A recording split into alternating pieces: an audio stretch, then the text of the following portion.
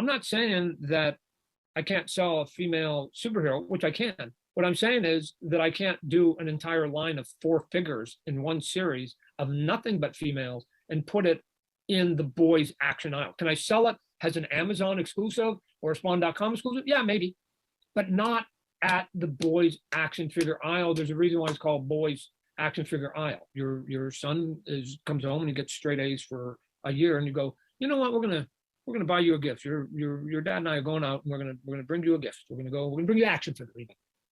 Oh, I'm gonna get me this girl figure, and then you're gonna come home and you're gonna give it to your kid. He's gonna be super anxious because you're waiting all day, and then you're gonna pull out the bag and you're gonna give it to him, and he's gonna go, but he's just gonna ask, thank you, but before I go to my room, can I just sort of ask a couple questions, Mom and Dad?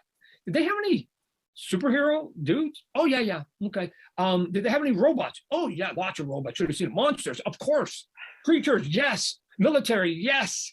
Okay, they had all of that. And what about dinosaurs, aliens? Oh shit, you should have seen the pigs. And you got me the female figure, right? You got me the female figure. Now, I don't know if it's true or not, but somewhere along the line, serial killers begin at a certain spot. I don't know if it's true or not, but somewhere along the line, serial killers begin at a certain spot.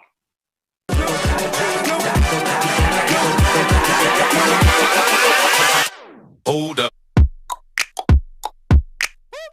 Hey guys, it is Tristan with Nerdette's Newsstand, and we need to talk about Todd McFarlane. He has been in the news as of late when it comes to 2 things.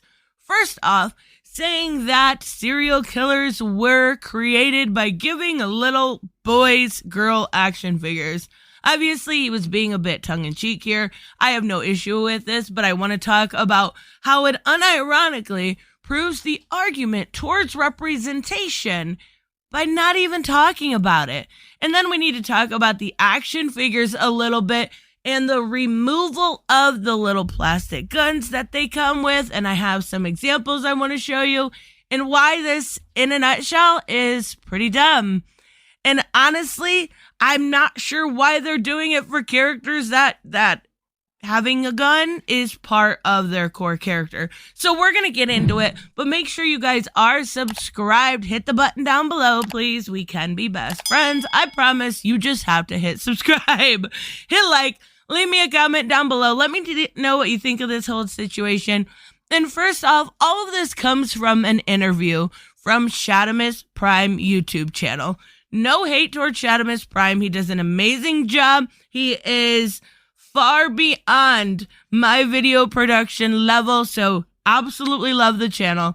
But this all comes from a short interview, about an hour long, where Todd gets a little bit of Todd within him. Now, if you are unfamiliar with the way that Todd McFarlane does business, is he always looks out for his number one, right? It is always about earning money, getting money, and doing what Todd does best, and that is just being an amazing businessman at the end of the day. So I have no hate towards Todd either in this situation. Do I think it's kind of asinine he thinks and equates being a serial killer to getting a female action figure? Yeah, that's pretty dumb. Do I think he was trying to attempt at a joke? Probably. It just came off kind of like, okay, all right. Whatever, Todd. But what I want to actually talk about when it comes to that is Todd saying that boys buy boys' toys. That makes sense. Not only that, you add the fact that the female action figures don't sell to boys. Yeah, of course. This is what people have been saying when they want to push representation in a bigger media all along. Boys, oddly enough, see themselves in these boys action figures along with these male like aliens or whatever, Transformers. I'm not a huge toy person. I do like the occasional action figure, but I am no Shadamus Prime. I actually only have a few, right? So when it comes to this, I am not your expert. What I am telling you is Unironically, he is proving the argument that representation to a point is needed. Are boys allowed to have their own genre of action figures? Of course. Nobody's debating that. Are girls? Of course. I have no problem with gendered toys, and I also have no problem with a girl wanting a boy action figure or vice versa. There is nothing wrong with any of that. It does not bother me.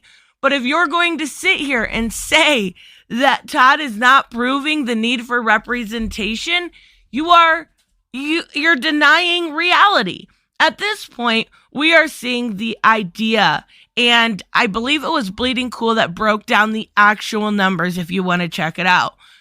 All of these are sold to younger men, in generally boys by boys. Girls need representation too. Girls, when I'm not going to lie, if I'm going to get an action figure, it's going to be Harley Quinn or Poison Ivy or Catwoman. That is what I like. Now, I love Batman, of course, too.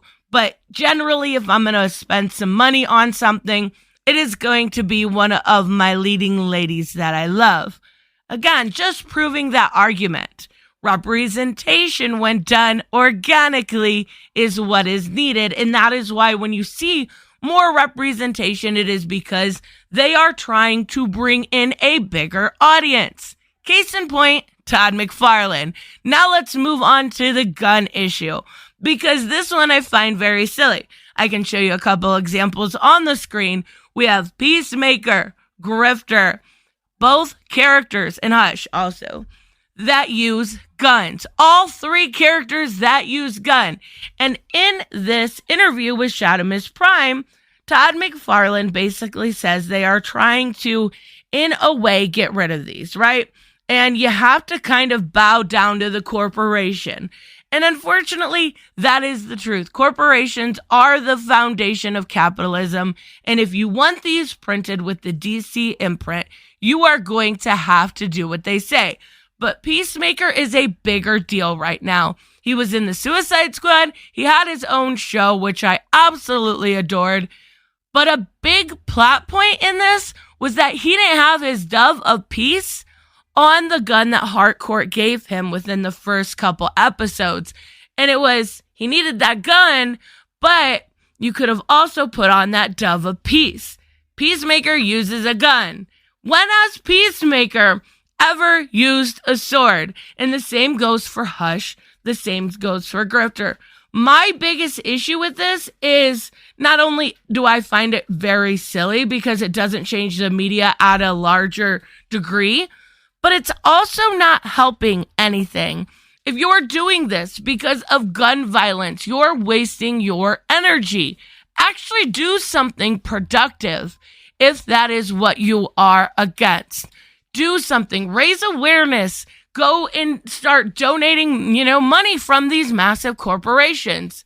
Don't just remove guns and then pat yourself on the back and think you are doing something awesome. You're not. You're taking away a fundamental part of the character and now looking rather silly because you think you have done something brave and stunning, so to speak. Oh God, that just was super cringy, wasn't it? Oh my God. I apologize. Even I can partake in cringe. Yes, you're doing nothing. It's an empty platitude, and it's taking away from what these collectors are investing their hard-earned money. And these things are not cheap. Don't do this. This is silly. If you are against guns, do something that is against guns. Don't go to the toy aisle and take away the guns. It's empty. It's shallow. There's no need for it, right? So let me know, of course, what you guys think. I do have a feeling I will have a few people trying to argue with the reality of the situation that boys like boys' toys. Yeah, okay. Yeah, it's a target audience. It is absolutely a target audience, and it is a representative audience, and it is proving my point all along. Anyway, so I will have a live stream tomorrow at 6 p.m. Eastern Standard Time. Make sure you guys are there, and I will see you in the next one. Bye-bye.